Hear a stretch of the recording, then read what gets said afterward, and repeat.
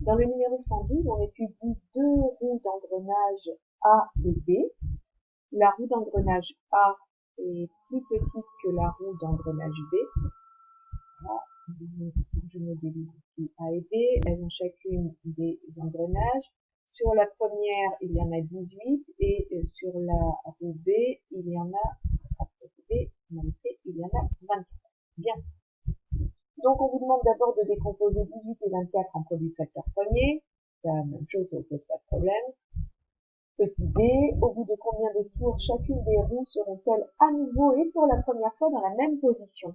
Alors, même position, ça veut dire qu'imaginons que vous ayez ici un petit cran qui soit de couleur, je ne peux pas vous faire en couleur, mais imaginons un petit cran D, là, de départ.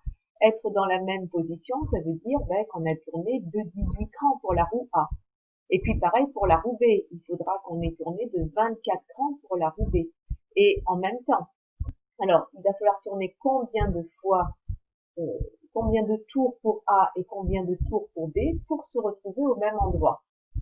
Eh bien, puisque 18 et 24 s'écrivent 2 fois 3 au carré et 2 au cube fois 3, il va falloir chercher un multiple commun à 18 et à 24. Parce que vous allez faire un certain nombre de tours avec la roue A, donc un certain nombre de fois 18, disons 18 fois n, si le nombre de tours c'est n, et puis un certain nombre de tours de la roue à 24 crans, 24 fois n.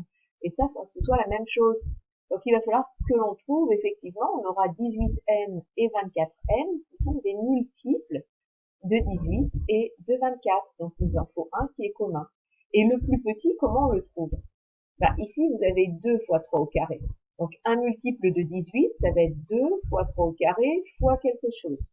Et puis un multiple de 24, ça va être 2 au cube fois 3 fois quelque chose. Et comme on veut que ce soit commun, il faudra au moins qu'on ait du 2 au cube pour le 2. Pour le 3, il faudra au moins qu'on ait du 3 au carré. Et 2 au cube fois 3 au carré, c'est 8 fois 9, c'est-à-dire 72. Et donc ce 72, finalement, eh bien, c'est 18 fois 4, et puis c'est 24 fois 3. Voilà ce 72. Ce qui veut dire qu'en fait, vous aurez fait 4 tours avec la roue A et 3 tours avec la roue B, et elles se retrouvent dans la même position.